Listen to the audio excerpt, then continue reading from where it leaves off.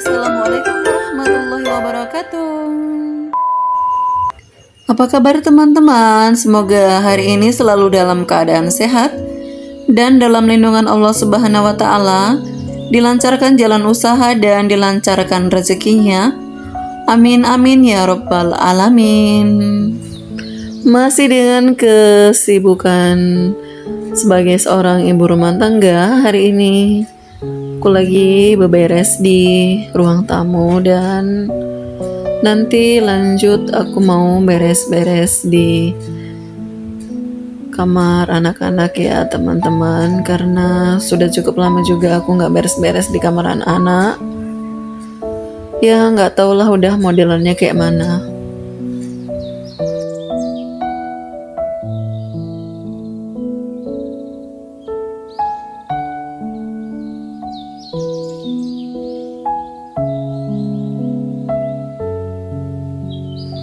Dan teman-teman, ada nggak sih yang seperti aku yang suka geser-geser barang-barang, lemari atau apa aja yang ada di rumah?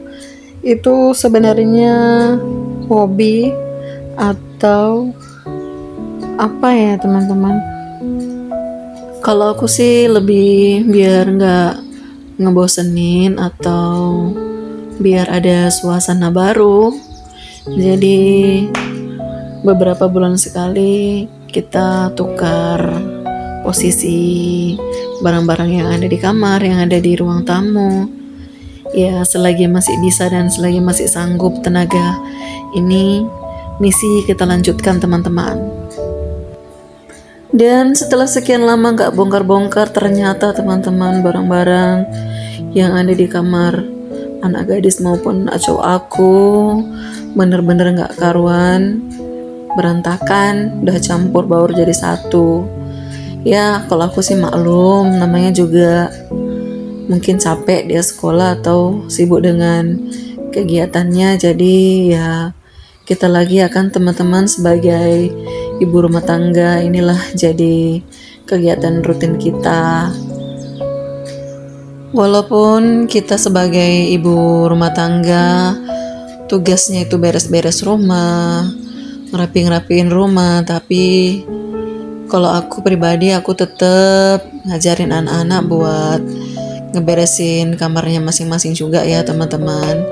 Tapi kalau memang lagi dengan kesibukannya yang cukup padat, ya aku turun tangan, aku yang beresin. Tapi kalau nanti mereka udah nggak pada sibuk, mereka juga yang bakal beresin kamarnya sendiri-sendiri.